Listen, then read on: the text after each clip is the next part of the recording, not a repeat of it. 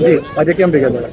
આજે અમે એટલા માટે ભેગા થયા હતા કે ભારતીય જનતા પાર્ટીમાંથી તાલુકા પંચાયત સીટમાંથી ઉમેદવારી અમે નોંધાવી હતી, પણ અમને ઉમેદવારી મેન્ડેટ આપવામાં આવ્યું નથી અને રાબોડ પંચાયતને મેન્ડેટ આપવામાં આવ્યું છે રાબોડ ગામનું સભ્ય અમે.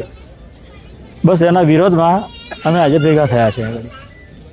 કેમ મલાવ ગામને મેન્ડેટ નથી આપવામાં આવ્યું?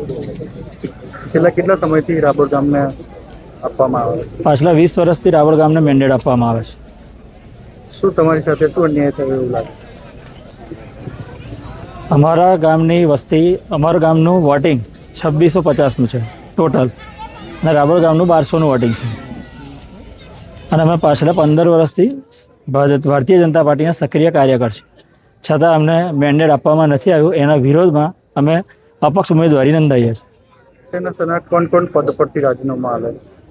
શક્તિ કેન્દ્રના સંયોજક, 4 બૂથ પ્રમુખ અને હું પોતે ભારતીય જનતા પાર્ટીના ઉપપ્રમુખ પદેથી રાજીનામું આપું છું.